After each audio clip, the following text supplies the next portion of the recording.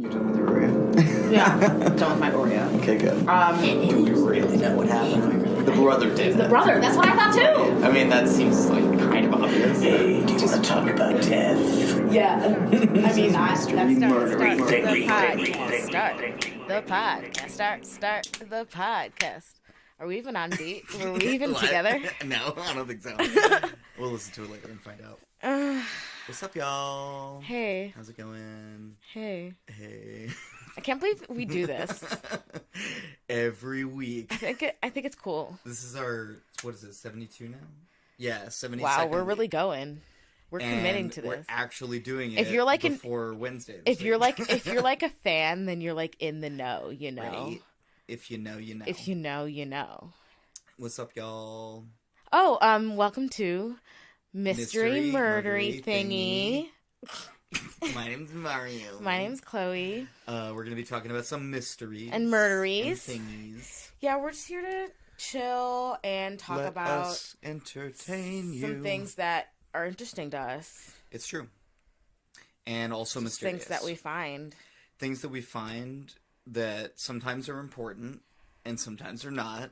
And sometimes they're super mysterious and sometimes they're less mysterious, but it's all Within the realm of there's a question there. There's something at its core. There's a question and we may never know the answer. But also we designed it in such a way that we could kind of talk about anything. Yes. You know, like it could be about anything, you know. And yeah, if you're listening for the first time, like go back and look through all the topics we've covered, because I think we like very intentionally try to like keep it diverse, right? Diverse types of mysteries, diverse places. If it's a crime, you know, different types of victims. Yeah, I just feel like that's like something I feel like we've done a pretty good job of that. Right. Over the 72 episodes, right? Yeah. We're not strictly like true crime, I suppose. Right. And we're not a like one of those like murder comedy podcasts. Like Last Podcast on the Left. Like, I don't know what we are. We don't have a genre. No, I just think we're like very conversational and want to talk about like something that interests us. And I think other people are like into that too. There are some of them. We've gotten like a few emails. We've gotten some shouts out on social media, you know. We're doing our thing. And now that I have in fact graduated with a Bachelor of Fine Arts. Good job. Thank you very much. I have a lot more going for me. Exactly. Besides $37,000 in debt, I checked the other day. A very expensive piece of paper you bought. Oh, wowie. I spent way more than that on my degree. So, doing better than me, I guess. I don't know. We're all drowning in debt. We're all drowning in debt, hey, aren't we? I mean, I am 22. Like, good for you. I'm a mere child. In the grand scheme of things. In the grand scheme of things, I'm still a kid. True. All right, we're moving on. Okay, we're doing it. Who's gonna? You're doing it, Peter. Who's gonna go first? Peter. That's for I want to go first. Oh. Okay. Peter Pan, not Peter Griffin. I was. Two totally different mindsets we've got going here. Great minds think very differently. So, let's talk. I'm so fucking excited, dude. You have no idea. Let's talk about Michael de Guzman and the Bre-X scandal. Okay. Now, I got this idea from Reddit. Now, you get so many good ideas. I usually get just note that I usually get my ideas from Reddit and not my research from Reddit, just simply because Reddit should be taken with a grain of salt in general.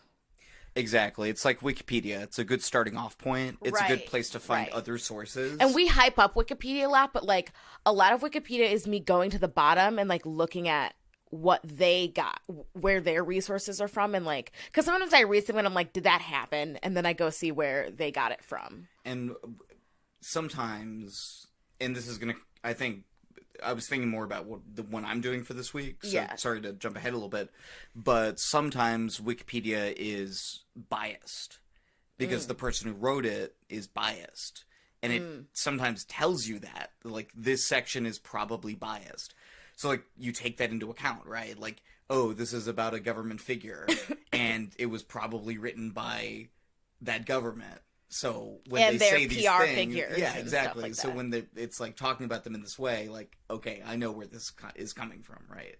But in general, Wikipedia is, I mean, again, I've said this before, one of the wonders of the internet. Like, it's one of the greatest things man has It's ever like created. what Men, it's like meaning men and women, essentially obviously. it's like essentially what the internet was for, like information, right? It's yes, it's the idea Like of the free, internet that people for had free. before the internet was invented. Yeah, it's Yeah. like all knowledge should be free.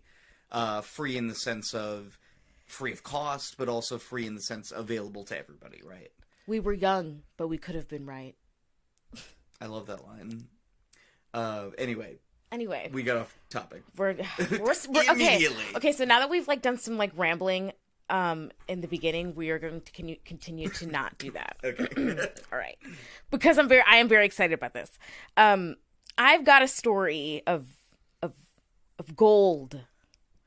Not of gold, also of gold standard, but literally about gold. Oh, okay. I was like, okay. Of lies, deceit, and a suicide? Question mark? Mystery? Get it? Question mark? Okay. Wait, is this a mystery podcast? I'm going to start with my sources because I have a lot of them. And I'm kind of bummed that I found like the best long form and the best sourced article towards the end of my research. Oh, I was Me so too. mad. I found like one of those where it says it's going to take like 45 minutes. Right. But I could kind of tell it had a lot of the same info I already had. But it was really interesting. Mine had a lot of extra details and a lot of upfront interviews. And that was from the Calgary Herald. And it was an article by Ted Rhodes. I used that. I used the Wikipedia Bre-X page. And I found this weird site called wikibooks.org, which was basically a Wikipedia page. It had like sources and everything. It was very interesting. They're like Michael de Guzman and Bre-X scandal page. And then I got a couple of I got one Washington Post article from the time. I got a couple of sources from the time from 1997. And that one was one of them, by Howard Schneider, an Atlas Obscura article by Eric Grundhauser, the Canadian Encyclopedia article by Steve Mike, and Fortune magazine article also from 97 by Richard Behar. So, let's talk about the mining company itself, Bre-X. So, it was founded in 1989 by Canadian businessman David Walsh. So, they've got this company, right? They're not doing that well. And like in the 80s, there was kind of a stock market crash. And gold was not doing that well anyway. So Walsh took the advice from two geologists, one being a man named John Felderhoff, and the other being a man named Michael de Guzman. So they got together and he was like, look, you should buy this property. So there's a property in the middle of a jungle near the Busang River in Kalimantan, Indonesia.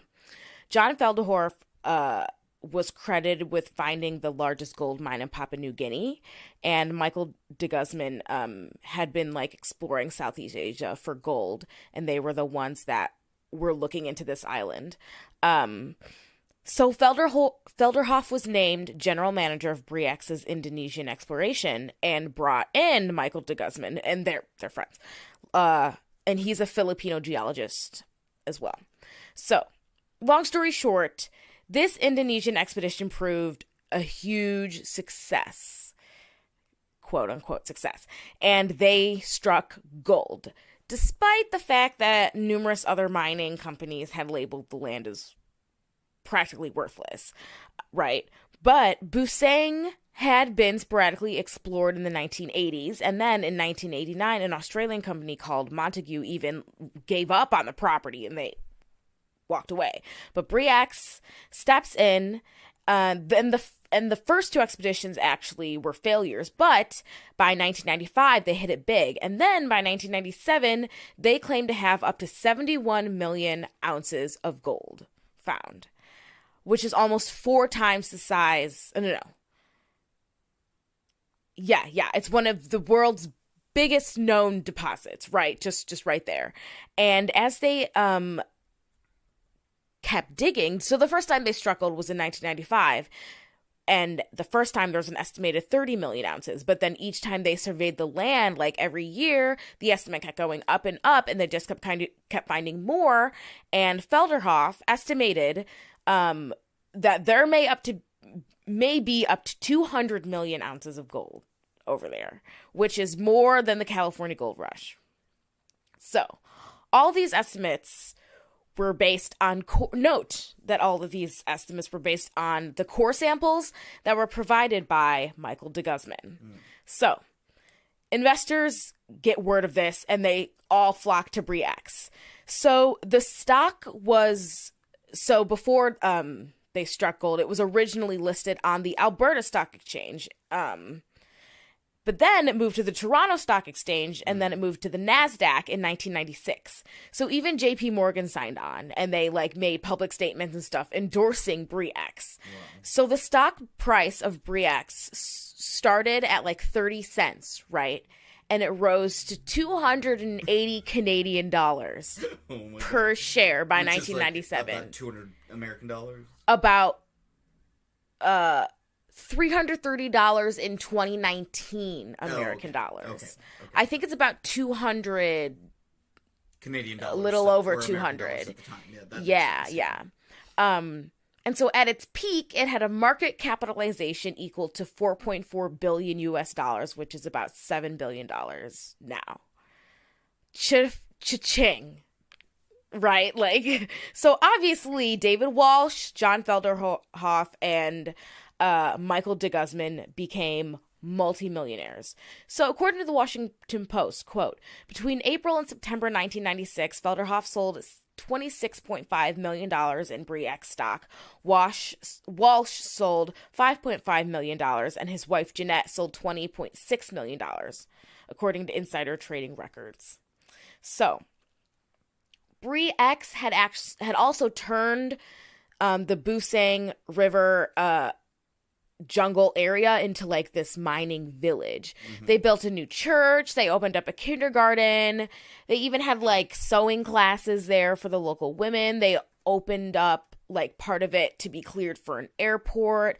They plan to open a fishery and a poultry farming venture because they wanted the tribe there to be able to sell products to the mine and stuff like that.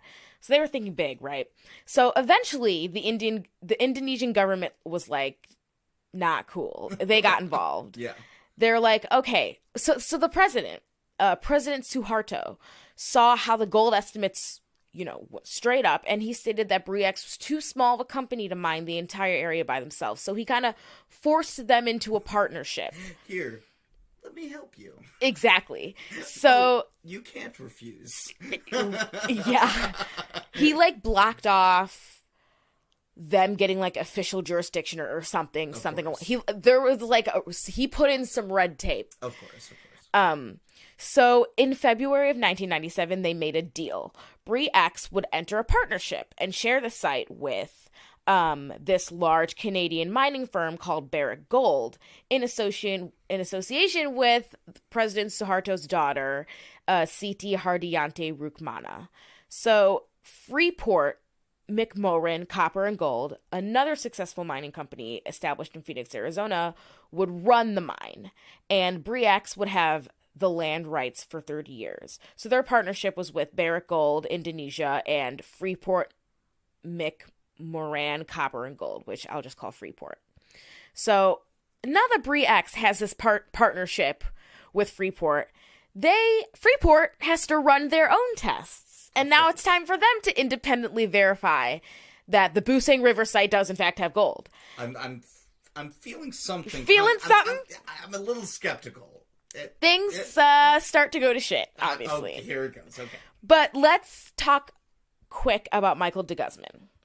So Michael de Guzman, as stated before, he was a veteran Filipino geologist who grew up in the city of Manila, the capital of the Philippines. So when he was young, he actually wanted to be like a basketball player, but he ended up, he was like jumped by a group of thugs or something, and they shattered his knee, and so he ended up with a limp for the rest of his life. It's tragic, but don't feel too bad for this guy. All right, just fair warning. The Bre-X gold find was like, I guess it was like the best thing to happen to him in his otherwise pretty unsuccessful career as a geologist. And he like traveled all over Southeast Asia looking for gold, but he never found anything. So, you know, like with his job, he travels and stuff, but he has a wife and 6 kids in the Philippines. But he was kind of a womanizer. He got around, he got around a lot.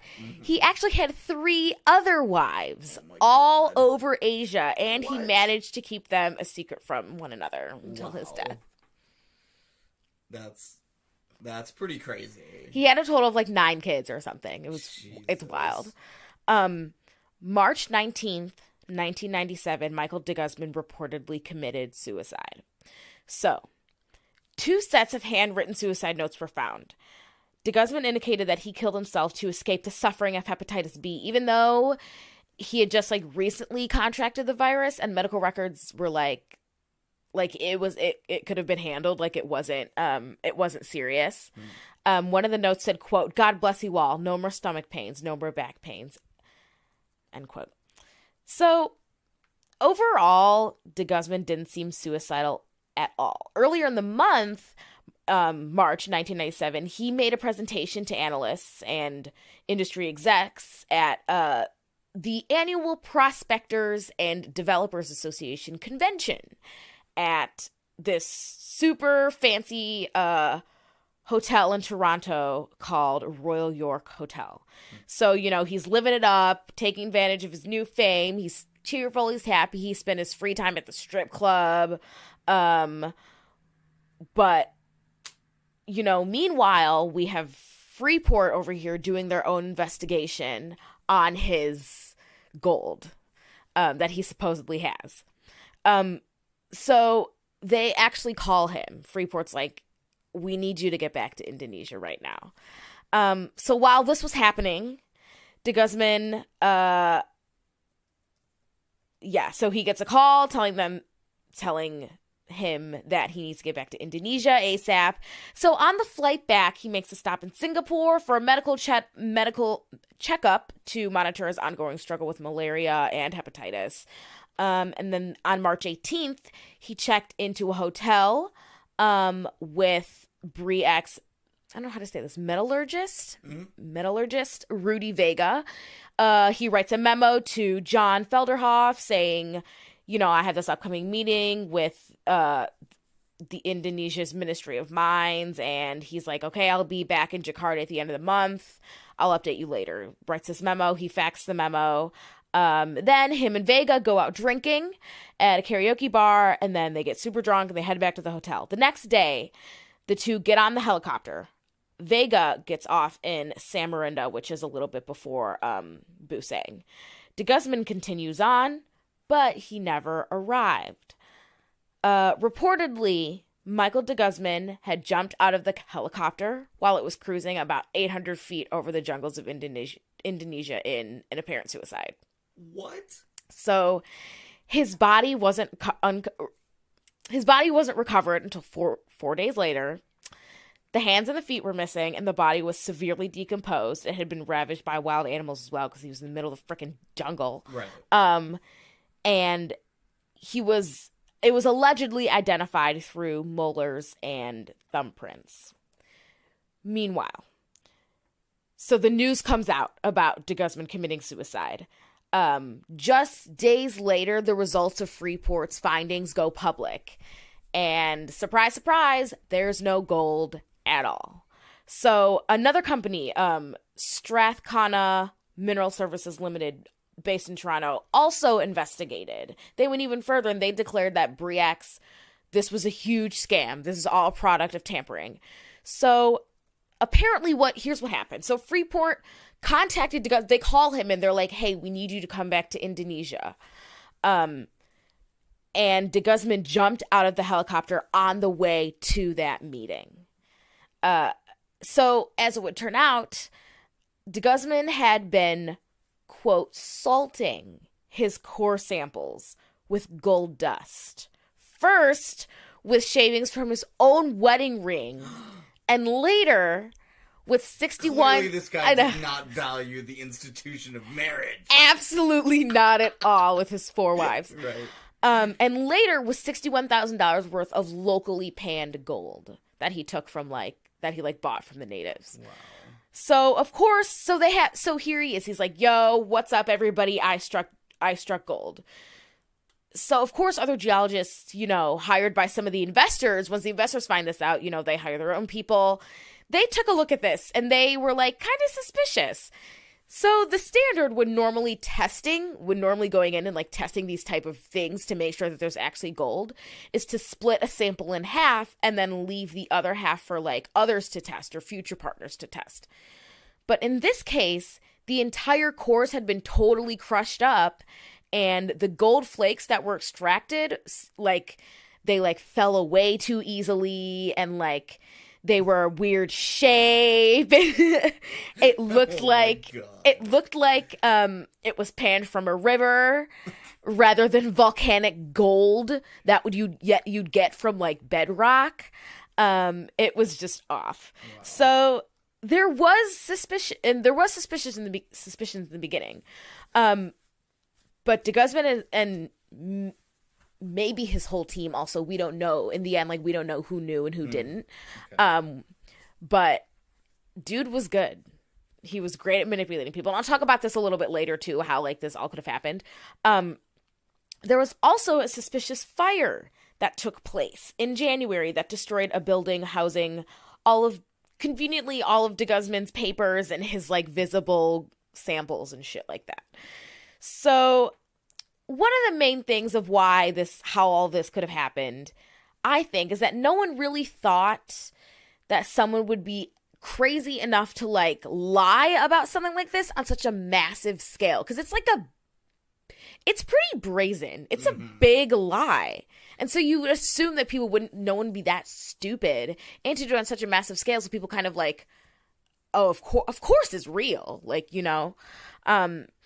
Even before Freeport did their testing, Bre-X was building credibility. Because of their listings on the stock market, but they still had pretty crappy credentials.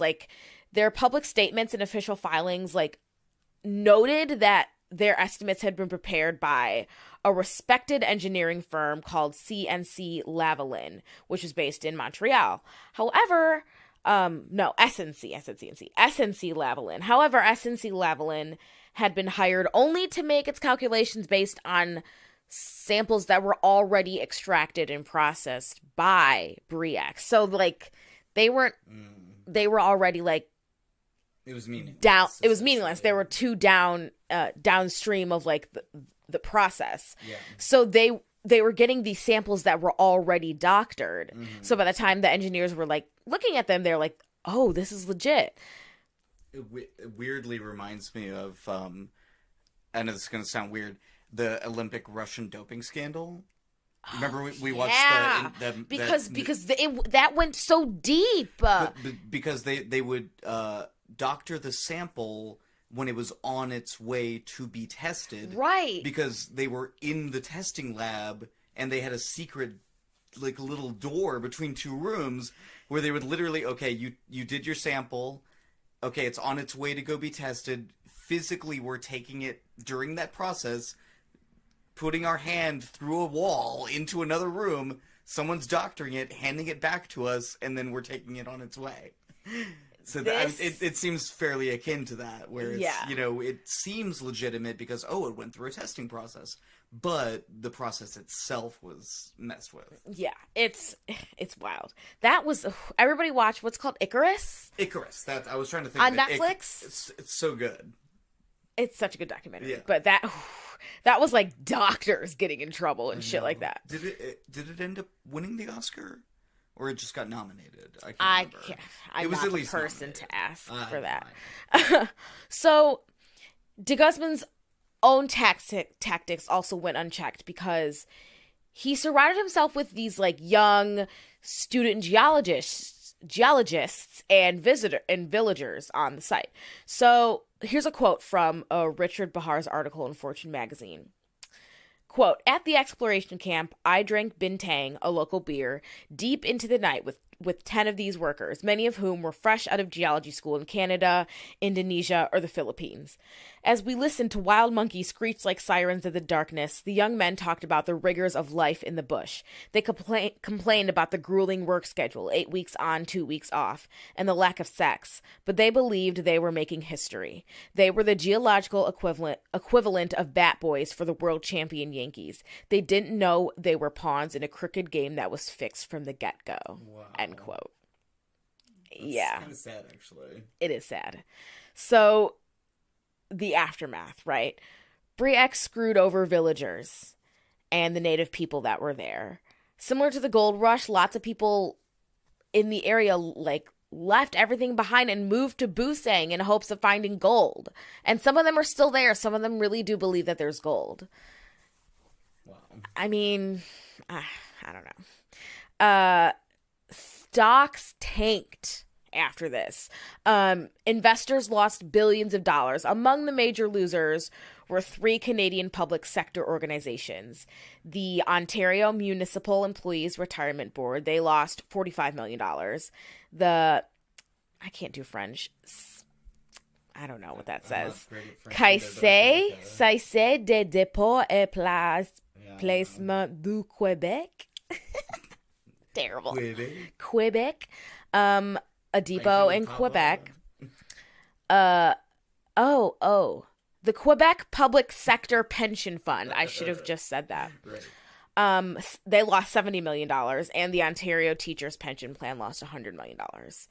Yeah. So there was an investigation, but in 1999, the Royal Canadian Mounted Police ended their investigation without laying criminal charges against anybody. So, but I mean, there were still civil class action lawsuits against Bre-X. David Walsh and John Felderhoff were accused of colluding with de Guzman, especially since they each sold $25 million in Bre-X stock right before his suicide. But, I mean, they never really got charged for anything. I mean, Walsh moved to the Bahamas in 1998, and he always said he was innocent. Fun fact, not fun fact, actually, it's terrible. I don't know why I said fun fact. 2 masked gunmen break into his home in Nassau. They tie him up, and they threaten to shoot him unless he turned over all of his money. I guess it ended, I mean, I don't really know what happened for sure, but the incident ended peacefully. And 3 weeks later, June 4th, 1998, he died of a brain aneurysm. Wild. That's weird. Yeah. John Felderhoff was charged with insider trading in May of 1999 by the Ontario Securities Commission. So the trial started in 2001, and there were some appeals, and it didn't really end until July 31st of 2007, and Felderhoff was declared not guilty. The OSC admitted that there really wasn't evidence that he was involved in it or that he was even aware that it was happening. It's a really tricky situation. Yeah. So the fraud convinced Canadians to add new regulations when it comes to professional geology and mining and stuff like that. National Instrument 43-101 protects investors from unsubstantiated mineral project disclosures, and it requires involvement of a qualified person, end quote. Yeah. Right. So not someone who's making shit up. Wild. So to this day, people believe that Michael de Guzman's still alive. They're like, maybe he faked his death. Did he fake his death when it became clear that his scheme was totally about to be uncovered?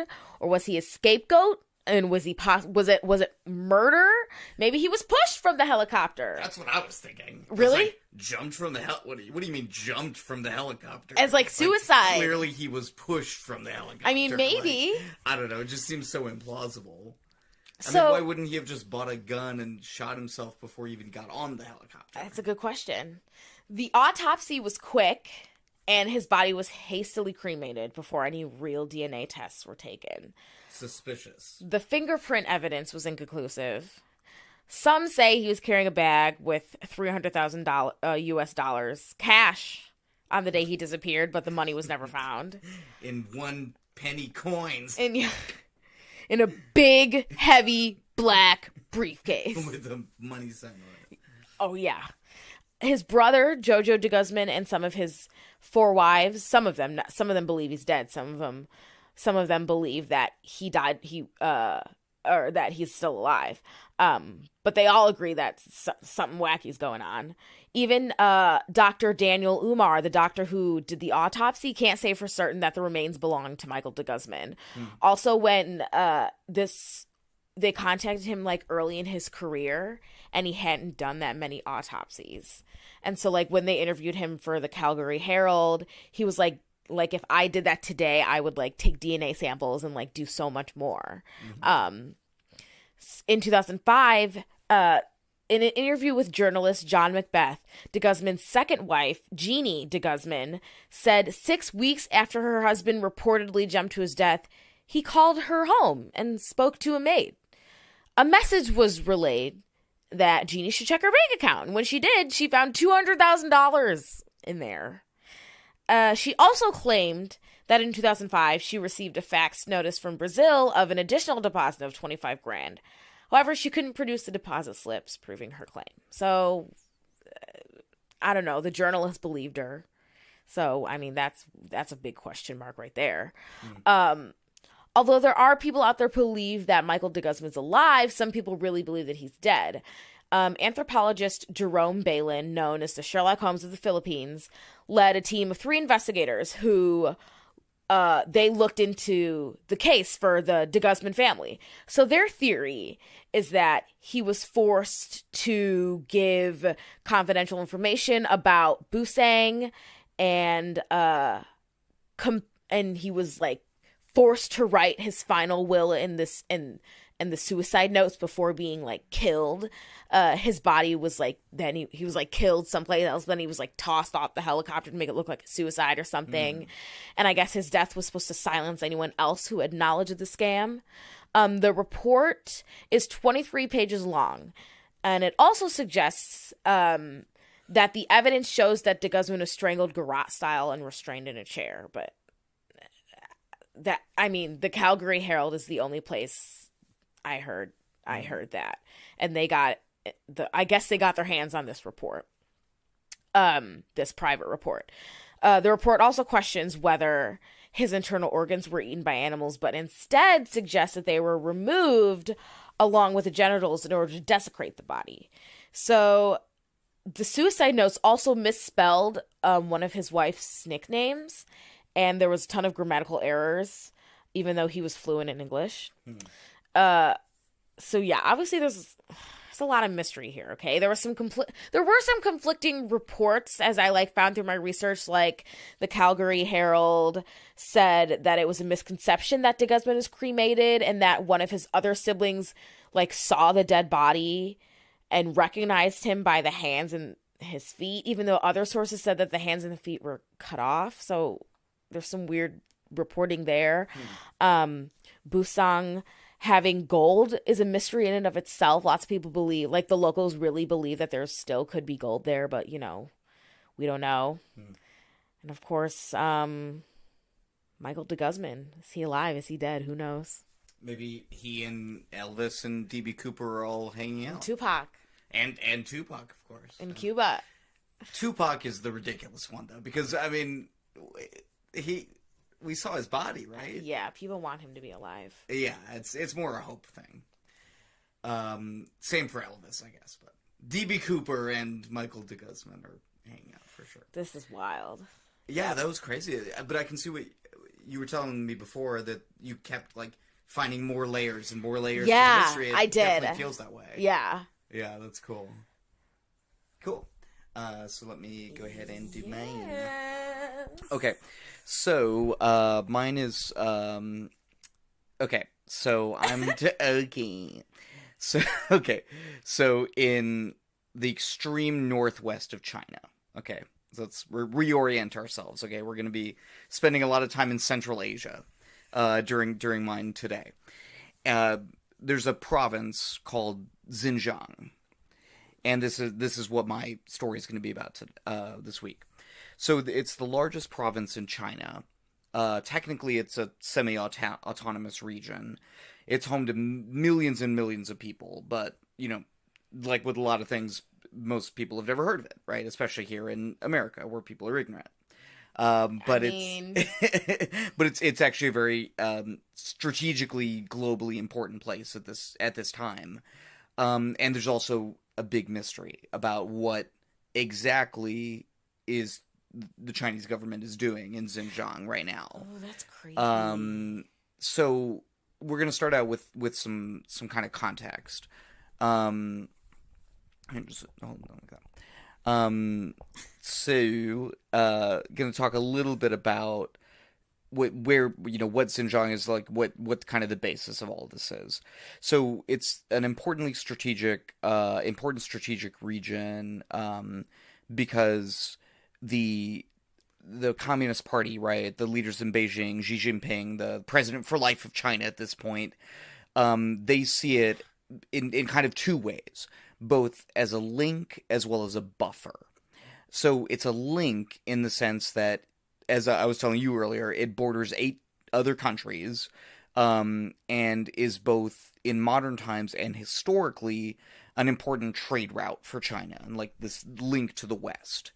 And it's also a buffer because large parts of Xinjiang, especially the southern region known as Nanjiang, is a big desert, right? The Taklamakan Desert, biggest desert in China, and it's largely uninhabitable. And this represents, in the minds of the Chinese, a barrier between the sort of restive Central Asian, former Soviet republics, Tajikistan, Kazakhstan, etc., and the Middle East, further, to the south, and sort of quote unquote core China, so to speak, the East, Beijing, what we think of sort of when we think of China. So Xinjiang is also strategically important because it has vast mineral, oil, natural gas wealth. The biggest reserves in China of any singular region. About a quarter of all of the, I think, oil that exists in China is there in Xinjiang. Oh, wow. So this is especially in the Tarim Basin, but also in some of the other basins. And just for more of the kind of deeper history of this region, see our episode 24, where I talk a little bit more about this. Oh. Faces in the Floor and Mummies in the Desert. Oh. A remote episode where you were up north and we did it over Skype. It's like the only time we've ever done that. Anyway, so none of that really, though, is why I'm talking about Xinjiang this week. Our mystery centers around the people that live there. And this is a group of people that we've talked about several times, the Uyghurs, the Uyghur minority. So now a little context on who are the Uyghurs, because we've mentioned them before, but I wanted to get into a little bit of a deeper dive of what this people kind of consists of. Am I going to be bummed by the end of this mystery? Well, of course, this is definitely not the most uplifting story in the world. Okay, I'm ready. It's important. It's important. Exactly. So, just a little context on who are the Uyghurs. So, they're a Turkic people who call Xinjiang East Turkestan. So they're connected culturally, to Turkey, right? And this sort of like wider set of people who sort of grew out, I suppose, of, the Turkish Empire or Ottoman Empire, whatever. And some Uyghurs claim heritage in this area, in Xinjiang, since about 1800 BCE. So long time ago. But this is pretty contentious. I kind of get into it in episode 24 a little bit more. So the Uyghur people descended mainly from what was called the Uyghur Khaganate, an independent empire from 744 to 840 CE that at one time stretched all the way from the Caspian Sea, so near modern-day Turkey, all the way to Manchuria. the eastern edge, the eastern coast of the Asian continent. So huge, huge empire at one time. In the north? Sort of spanning south to north. Okay. East is a huge, huge empire at that time, but it didn't last for too long, about 100 years. And they were originally of this faith called Manichaeism, which followed this guy called Mani, and it's interesting. It used to be one of the biggest religions in the world, but it went away a long time ago, essentially. They ended up eventually converting to Buddhism and then Islam, ending in approximately the 17th century. And while they may have more cultural, religious, linguistic ties to, Turkey, the Middle East, the West, they have also been intermittently in the sphere of influence of the East, of China, for some time. And it's pretty contested how really long that is or how that worked. There are historians, Uyghur historians, and Western historians who disagree with the official historiography that's purported by the Chinese Communist Party, as you can imagine. And in the modern era, essentially the last quarter of the 19th century, Beijing has exerted more and more sort of control over Xinjiang, which roughly translates to New Frontier. I think it was like in the 1870s that they called it that, started calling it that, and really considered this to be one, region or province. And the domination from the east, from Beijing, as many Uyghurs would see it, has involved, a lot of mass migration of the majority ethnic Hans, especially since about the 1950s. But it's not a monolithic situation, right? It's not the case that they're wiping out all the Uyghurs, right? They're not just killing them en masse. It's not the case that no Uyghurs have any power within the system. It's not the case that they've completely gotten rid of their culture. Okay. But it's sort of towards that, right? They're sort of more or less gesturing towards that, and it changes over time. In the 1980s, there was a more reformist branch of the Communist Party that was in power, and people from minorities were actually recruited to be part of the state, to be within the power structure in their region. It was more truly a semi-autonomous region at that time. And there were some concessions made to, traditional Uyghur identity, including allowing religious observance and teachings. They even had madrasas. There were a bunch of mosques that were built. It was kind of allowed to happen, even though, of course, the Communist Party is officially atheist. They, denigrate all religions. They would rather no one be religious within their country, but they make some exceptions at certain times. However, even in the midst of these, in the 1980s, modest reforms, there were huge protests against the Chinese state in the regional Xinjiang capital of Urumqi in 1985, 1988, and 1989. And of course, if you know Chinese history, 1989, super important year.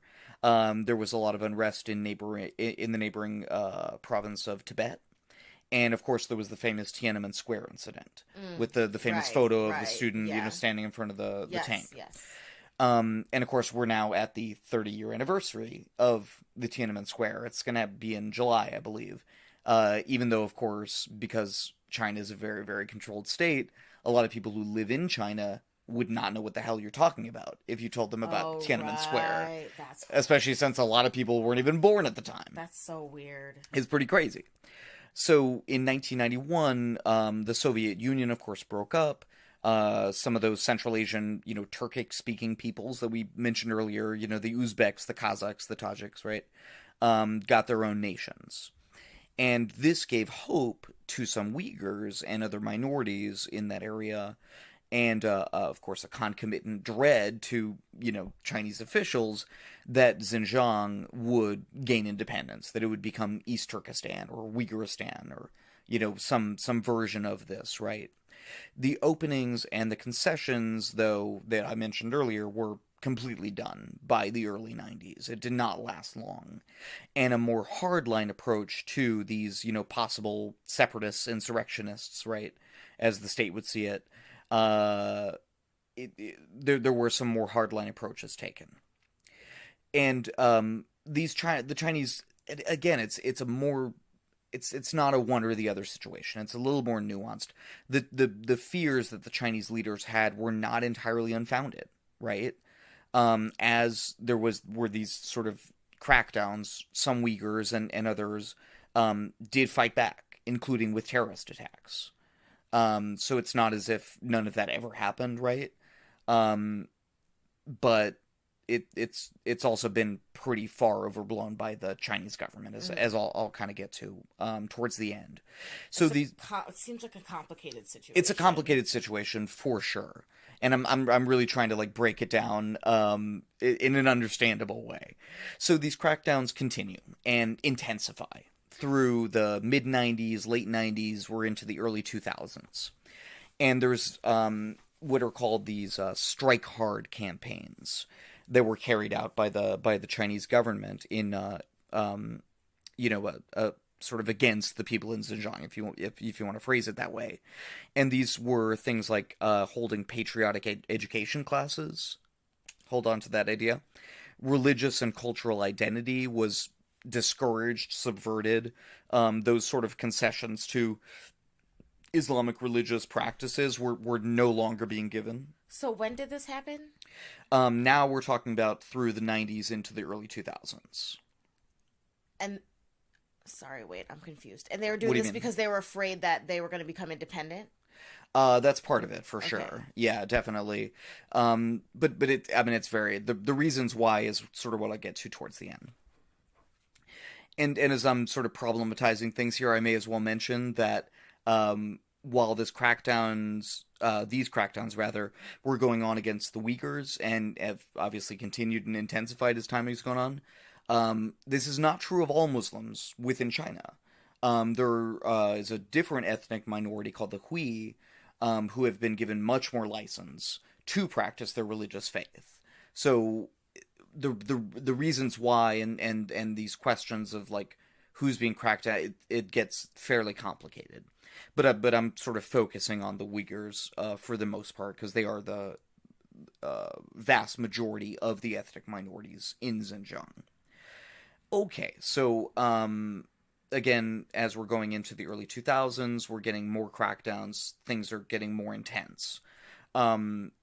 These attempts, right, from the Chinese authorities' perspective to control a restive and possibly violent population, as we were talking about, that's sort of the reason why, right? They see this as being an area that needs to be more secure, that's insecure. So this all sort of crystallizes into a sort of more formal policy after 9/11. The September 11th terrorist attacks in New York City, of course, is what I'm referring to. So the policy was defined by the quote unquote three evil forces of terrorism, ethnic separatism, and religious extremism. These are, of course, the Chinese government's words. And this is how they defined the main security threat from Xinjiang, right? If they see this as an insecure area, these are the particular ways in which they see that insecurity as manifesting, right? And again, that is terrorism, religious extremism, and ethnic separatism.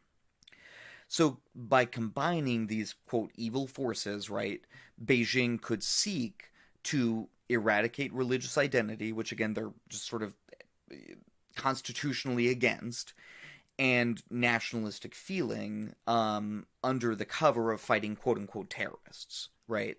So they say they're fighting the terrorists, and in fact they may be fighting some terrorists, but they're also fighting other people who are not terrorists, whom they just want to oppress, essentially, because they want to have their own country, or because they want to practice their own faith. Chinese government doesn't like when people want to do those things, for the most part. So, the crackdowns occur. So this sort of, if you want to call it a linguistic trick, right, of calling people terrorists, some of whom are and some of whom aren't terrorists, is by no means unique to China. You see examples of this in Turkey, Syria, Russia, other places. throughout time.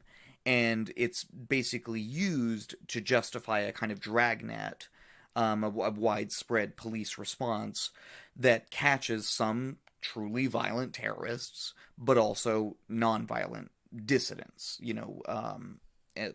Just people who want, again, to have things the way they want it, as opposed to the way the state wants it. And a wave of violence in the late 2000s fomented a further set of crackdowns in Xinjiang. And while the natural inclination of, the vast majority of Uyghurs and, of course, other Muslims in Xinjiang and everywhere else in the world, it does have to be said, is, of course, nonviolent, non-extremist. Collective punishment, essentially, it became the norm in Xinjiang. The sins of the very few were meted out to the vast majority. And that's, obviously, it should go without saying, not appropriate. Like how so? Our government is doing those sorts of things right now. Yeah. It's not appropriate. Yeah, that's what I'm going to get into. So, further control, and especially surveillance, was consolidated and greatly strengthened once the current president for life, of course, Xi Jinping, came to power in 2012. The number of cameras, the sophistication of the monitoring, the number of police and other, security apparatus present to monitor the population all increased. And all of this also was consolidated and strengthened in 2016 and afterwards when Chen Guangguo became secretary of the local Communist Party in Xinjiang. He had previously held that same position in Tibet and essentially proved himself by, from the Beijing's perspective, carrying out a very effective campaign of oppression against, people in Tibet. Okay, now go do your thing in Xinjiang, is sort of the idea here. Yikes. So once Chen came in, the security budget for Xinjiang just exploded. Tens of thousands of new police officers were hired, like 90,000 or something. And there was also this thing, which already existed, but was strengthened, called the, quote, Unite as One Family program, close quote, in which state officials literally live in your house with your family for up to several days to, quote, identify subversive behavior, encourage denunciations, and carry out patriotic education, close quote. That's some, dystopian, creepy... Yeah, if you ever bullshit. hear somebody talk about modern China as George Orwell's 1984, pretty close. It's not far.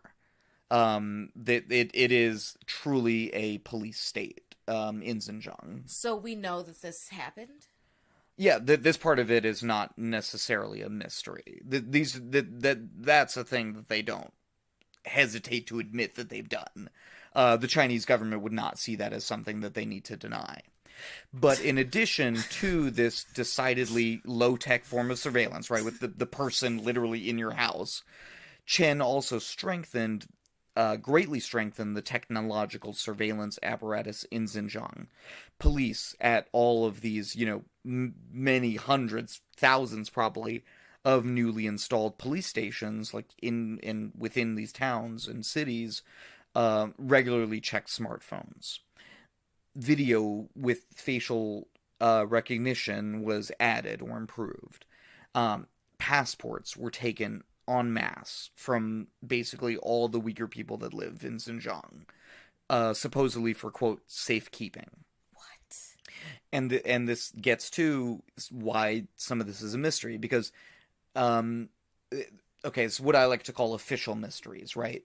When essentially something is probably known or sort of an open secret, but it's officially a mystery because the government entity that would give you that information refuses to do so, or is actively disinforming you. So no matter what... when they say that it's, for safekeeping, clearly that's not true.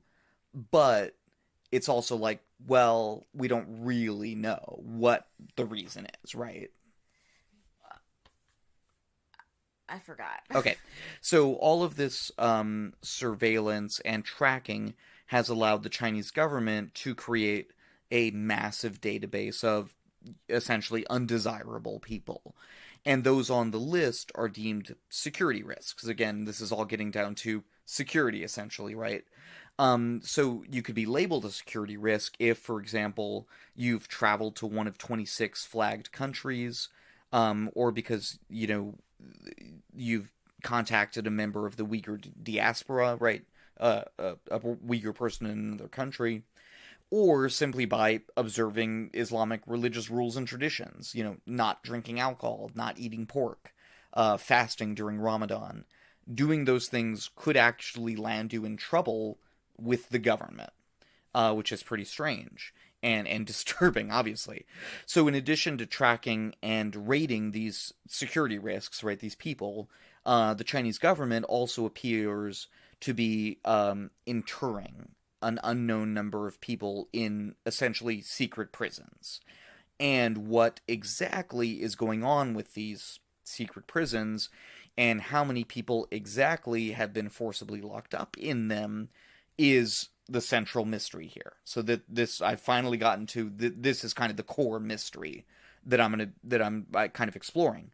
But there's also this ancillary mystery of why, and I'm going to get into both of these. Oh, so describe my face right now. I'm like disturbed. Yes, massively disturbed, as is appropriate. So first, let's talk about these, internment camps. Yeah, I mean, whatever you want to call them, right? Secret prisons, internment camps, the places where people are put. What the Chinese government would like you to call them is education and training centers or vocational schools.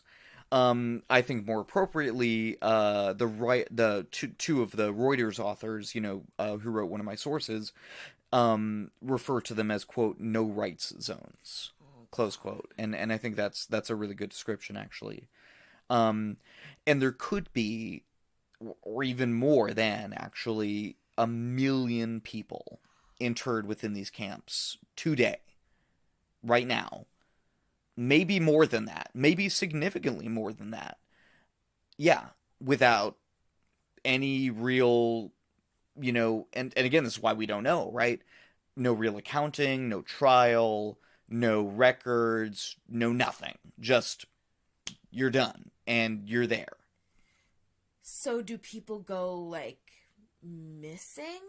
I'll kind of get into that. Okay. So, again, this is an estimate, right, of the actual number of people. This is one of the big mysteries about this. How many people are they interring?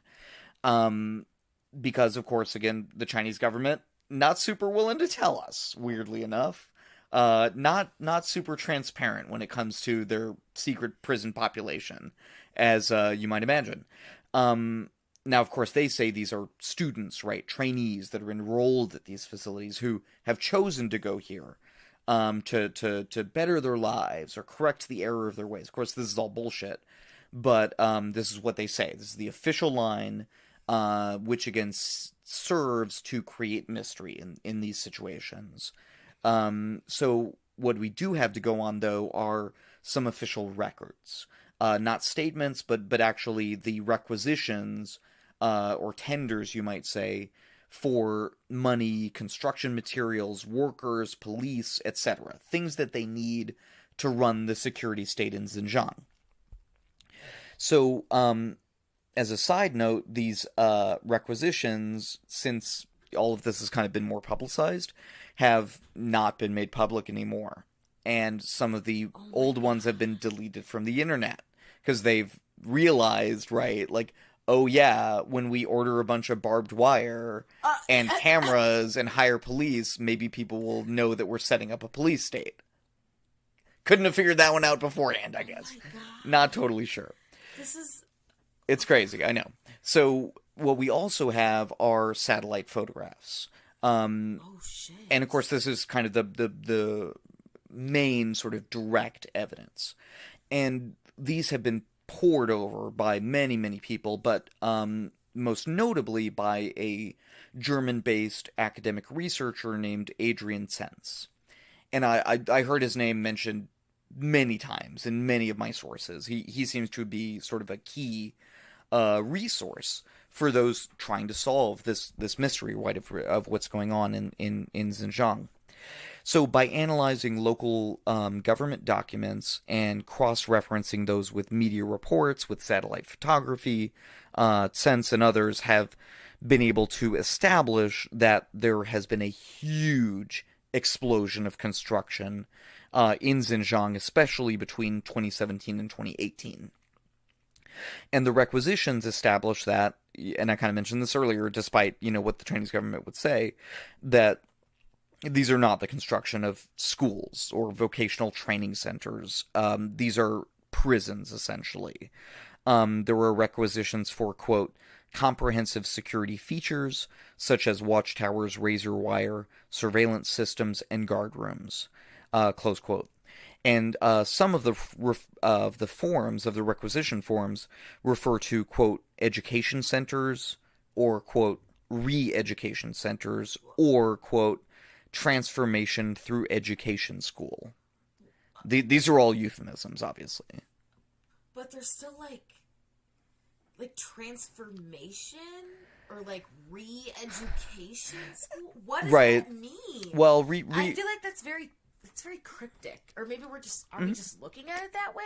No, it is cryptic. It's meant to be cryptic, but re-education is also a very loaded term that you can think of it essentially as a form of, like, brainwashing through state propaganda, right? I'm not sure that they necessarily realized the implication of that word when they put it on the form. I'm not sure. It is very cryptic, actually.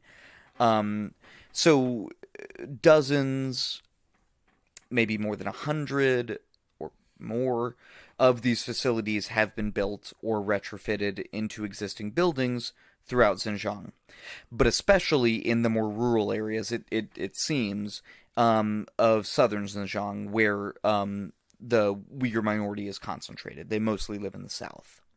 So not only, or I should say, not all of those who are interred are Uyghurs, however. Among the, hundreds of thousands, a million or more people that are being interred in the, forcibly interred in these camps, there are members of various of the ethnic minorities. There are Kazakhs, there are Uzbeks, there probably are Huis and other peoples as well. But the vast majority of those interred, just like the vast majority of people that live in Xinjiang, are Uyghur and are Muslim. And some of these facilities, you look at these they have such cool graphics nowadays. I mean, it's not cool, obviously. It's terrible. It's tragic. It's awful. But the ways in which it's represented are very impactful. Because you can see, when you look at some of these articles, the sort of drop down, right? So here's what it looked like in, August 2015. Here's how it looks in August 2018. And it's a huge complex of buildings that popped up. And super quick. And what are these buildings for, right? This is, again, sort of the mystery. It seems like they're for keeping people locked away. And there were also, just a major expansion of existing facilities as well. Doubling, tripling the size of some of them. Ostensibly meant to, house people, support this unlawful incarceration scheme that the Chinese government seems to be running. So still others of these facilities were, they used to be schools, hospitals, other type of government buildings, and they've been retrofitted to be prisons, essentially. These, of course, are harder to spot from satellite photography, but there are some very enterprising and brave journalists, and thank you so much to these people. It's amazing that people do this. I mean, these are true heroes. From BBC, Reuters, etc., who have tracked to, Kashgar, other cities in Xinjiang, Urumqi, to document the change in these buildings. And they've spotted and spoken with family members of people interred within these facilities that are waiting outside the buildings. There was one little anecdote that was pretty interesting where I think it was one of the Reuters journalists, attempted to speak to, like a mother and son, I think, that were standing outside, and there were guards right there, and the one guard was like, hey, you can't talk to them, and the other guard was like, it's okay, like, they can talk to them a little bit. Again, it's nuanced. Not everyone in all these situations feels the same way. Not all of the people who are carrying out the scheme feel the same way, I'm sure. I'm sure some of the people who are running these prisons or within this apparatus know that this is wrong. And some of the people who are running it are Uyghurs. There's a high-level government official in Xinjiang who is Uyghur who will tell you the Chinese Communist Party line about all of this. Why? That is truly a mystery. That I cannot even attempt to start to answer.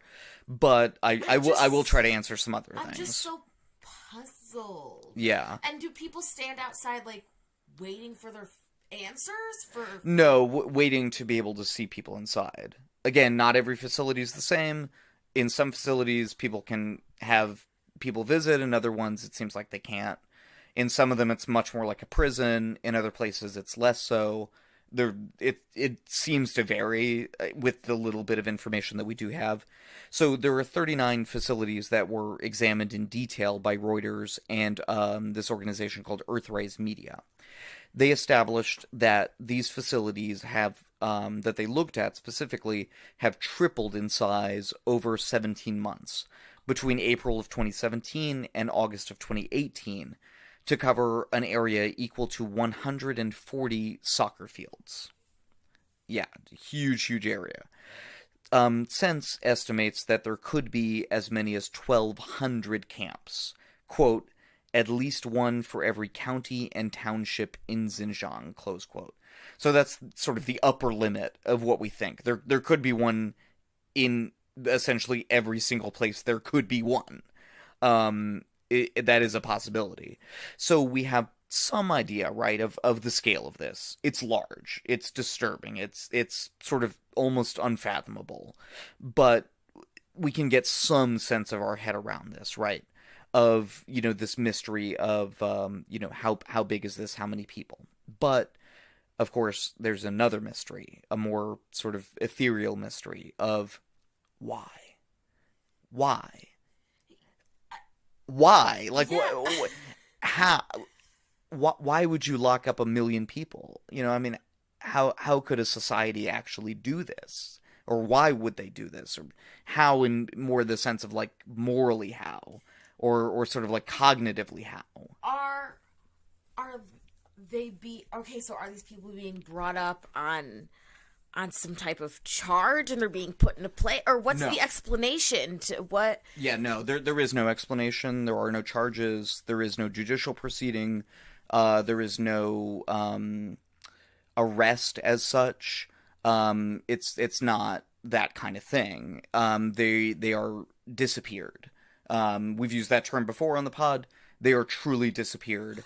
And in some instances, and this is especially true if you're a family member abroad of one of these people, you may never know that they got taken in the first place. They may just never be able to be contacted ever again. Or, what might be even worse, is you contact them and they tell you that the police are there, and then they tell you never to call them again. And this is your mother. Yeah. And this gives you, again, we don't know exactly what's going on, right? But this gives you some idea. If someone's mom is willing to tell them to never contact them again, that gives you some idea of the scale of what's going on, right? So, so, sorry, I'm just trying to find my place here. So, all of this very much obviously breeds a lot of mysteries, right? For these people as individuals. Right. So I think we have to keep that in mind. There's sort of this large-scale mystery, right, about the prisons and how many and all that stuff. But then there are all of the myriad, innumerable mysteries for each of these people. Where is my dad? Where is my daughter? Will I ever see them again? Are they dead? Are they alive? Or are they being mistreated? Are they going to recognize me when I see them again? It's just like too much to take in, right? But it's one of these where there's a whole world of mysteries that surrounds this central mystery. And again, this question of why go to all this trouble. So the best answer that I can come up with for this question of why is sort of twofold. But it essentially comes down to the fact that Xinjiang is critical, even a sort of existential crisis, in a sense, or opportunity for modern China. So this manifests mainly in two sort of sets of issues: security issues and economic issues. We've sort of touched on this, right? The Chinese authorities feel that Xinjiang is an inherent security threat. It's separatist minorities, it's, Muslim population, it's proximity to these breakaway former Soviet republics. All of these factors combine to create a hugely unstable situation in the eyes of Beijing. So it's something that has to be contained. There's a sort of containment philosophy to Xinjiang that I think is a useful prism through which to answer this question of why are they doing this, right? Why lock up 1 million people if you feel that it's an existential threat to the existence of your country? That starts to answer, I think, the question of why. So, and like I said before, there have been incidents of terrorism, including mass knife attacks, that have provided some impetus and cover for much of the increase in security infrastructure in Xinjiang, not least of which, of course, the internment camps. So the securing of Xinjiang is also especially critical to Beijing because of its increasing importance to Chinese economic growth. So these are interrelated factors, obviously. So while the overall Chinese economy has slowed down in recent years, the economy of Xinjiang has maintained double-digit growth because the Chinese government has so heavily invested into it. Why have they done that? Because Xinjiang, because of the energy resources, but also because of its,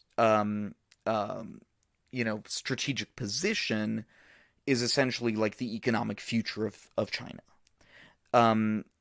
Because of the energy, but also because of the Belt and Road Initiative, which is this sort of huge, large-scale, worldwide initiative to revitalize the land route to the west from China, and also create the next generation of infrastructure with Chinese money and labor.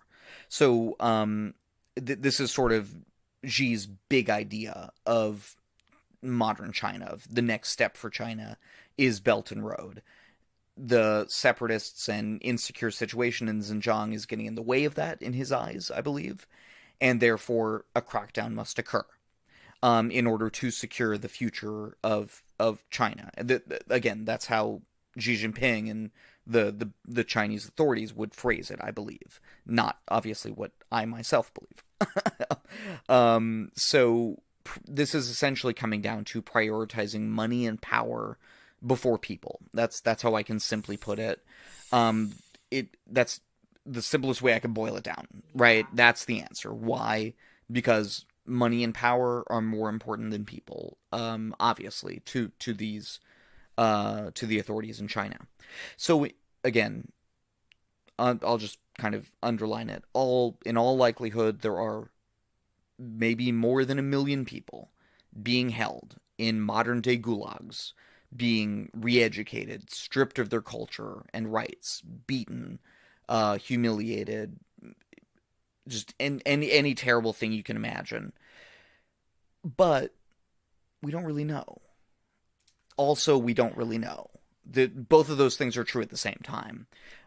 Because China is keeping that knowledge from us and from their citizens, obviously, more importantly, right?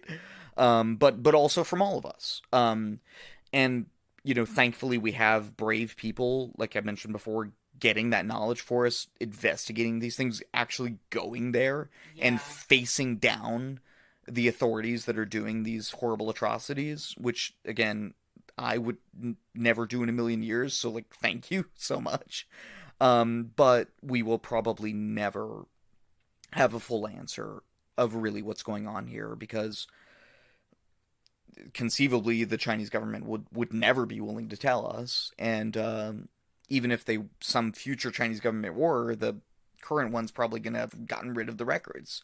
So really we'll probably never have a full picture of just what is going on in Xinjiang at this time. So anyway, my sources are Damodar Panda at the Indian Journal of Asian Affairs, Remy Castitz at The Nation, Wikipedia, primarily the Uyghurs and Xinjiang conflict pages, John Sudworth at BBC, Philip Wynn and Oljas Ayuzov and Ben Blanchard at Reuters, Anna Lipscomb from US China Today, and Lindsay Maisland at the Council on Foreign Relations. Wow. So yeah, that was a big one. I considered doing it in 2 episodes. I think it was not quite enough for 2, but it was a little bit more than 1, so thanks for listening to all of that. If you did make your way through it, gold star for you, because that was kind of a tough episode, and I understand. That was wild. So, and with that, thank you so much for listening, obviously. So, you ready to do some weird shit in the news? Weird shit in the news. Weird. That was... Was that weird? Like a bad radio sketch show. Right. That's all that I'm looking to do with all of this. Right. And the douche. Okay, so mine is about these weird deaths that are happening in Germany right now with crossbows. So here's an article from Sorry. Okay, so here's an article from CNN. This is not funny, okay. I was going to say, super funny crossbow death. Death count in crossbow case rises as 2 more bodies found in Germany. So originally they found 3, and 3 of them were killed by crossbow, and then about 400 miles away they find 2 more. And I think it's, okay. So there were 3 victims, the first 3 victims in, Passau, Bavaria. So a 53-year-old man and a 33-year-old woman were found lying on a bed holding hands, and then a 30-year-old woman lying on the floor. And then 2 more bodies were found at a flat in Wittingen, Lower Saxony. So it's pretty brutal. They don't really know what's going on. The other 2, they said they it was connected to the apartment of one of the It was like the 3 that they found, right? Yeah, it was like because I read this article earlier. Yeah, I don't remember the exact connection. It was there was some connection. They called the next of kin, or they called this guy's someone who they had a relationship with to tell them, oh, this person's dead, and then they found them. But those are not crossbow deaths. The bodies showed no sign of external violence, but they identified them as 2 women, 135 and 119. So it's weird. Developing story. Yeah, they think it might be a suicide pact because there were formal wills found in the room of the 3. But yeah, that makes sense. Okay, so mine is by Morgan Windsor at ABC News, and headline is "Woman Broke into Stranger's Home, Petted Dog, washed dishes, and left, I heard about authorities this. say. So it's a weird story. So it's in Ohio, and this woman was just there in their home. She looked kind of strange. She was acting kind of strangely. And she was just sitting there on their couch, petting their dog. What? Apparently the dog didn't give a shit. It's like, wow, I'll be petted by anybody. I don't give a shit. Yeah. And is what the dog was thinking, I'm assuming. And then she washed some dishes, and then she left. She apparently didn't steal anything. She didn't try to hurt anybody. It's not totally clear what she was thinking or why she did this. But she was arrested and taken to jail. So presumably we'll maybe find out. I'm not sure. And apparently she had been also knocking on the doors of other people in the area. So yeah, perhaps some substance involved. Perhaps maybe. I feel like that's some meth head shit right there. Could be. I don't know. Could be. Once again, thank you for listening. Follow us on Twitter, Instagram, Facebook. My Twitter is MarioTex30. I believe we're at we always forget. Fuck. At Mystery Thingy, I think. I think it's Murdery Thingy. At Murdery Thingy. Oh, I think it's Murdery Thingy. I think you're right. Fucked up the first time. You fucked it up. Nothing is fucked, dude. Nothing. So anyway, yeah, all that stuff. All that good stuff. Are we done? Yeah, we're done, dude. Okay, good. Bye. We're done.